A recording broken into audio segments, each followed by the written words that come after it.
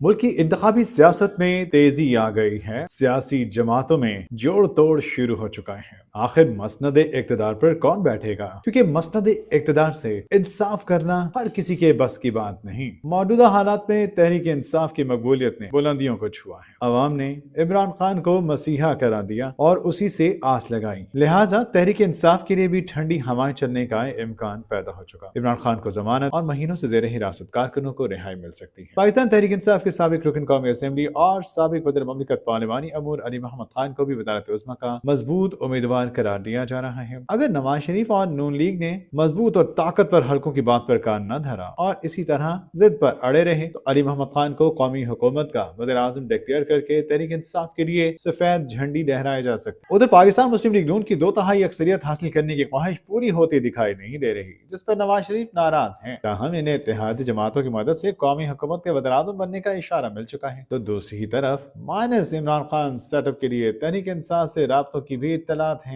मुस्लिम league नून की आम इंतखाबात में तहरीक इंसाफ की निस्बत कम सीटें मिलेंगी। सिंध में पीपल्स पार्टी, खैबर पख्तूनख्वा में पाकिस्तान तहरीक इंसाफ हुकूमत बनाएगी। नून लीग के किचन कैबिनेट की जानिब से इलेक्शन में 2/3 अक्सरियत से जीत जाने का मुतालबा मुस्तरद किया गया है और वाज़ेह तौर पर कहा गया कि इलेक्शन 2024 में नून लीग को कौमी असेंबली की 45 से 47 नशिस्तें मिल सकती हैं, जबकि Pakistan Tehreek Insaf single largest party की शक्ल में सामने आएगी, जिसकी 50 से 51 कौमी नशिस्तें होंगी। लेकिन हुकूमत सियासी इत्तेहाद मिलकर बनाएंगे, जिनमें पीडीएम हुकूमत की तरह पीपल्स पार्टी, नून लीग, जेयूआई, फे, एमकेएम बाप और दीगर सियासी जमातें शामिल होंगी। इस मखलूत हुकूमत की सरबराही नवाज शरीफ बतौर वज़ीर आज़म करेंगे। इस तरह सिंध में पीपल्स पार्टी फातेह सियासी जमात बनकर हुकूमत बनाएगी, जबकि खैबर पख्तूनख्वा में पाकिस्तान तहरीक इंसाफ भारी अक्सरियत से जीत कर सूबाई हुकूमत का क़याम अमल में लाएगी। बलोचिस्तान में बाप पार्टी के वज़ीर आला की सरबराही में मखलूत हुकूमत बनेगी। उधर सियासी हलकों में ये जयमगोइयां हैं कि नवाज शरीफ को वज़ीर आज़म के ओहदे पर लाना तो मुमकिन है, ताहम इन्हें 2/3 अक्सरियत दिलवाना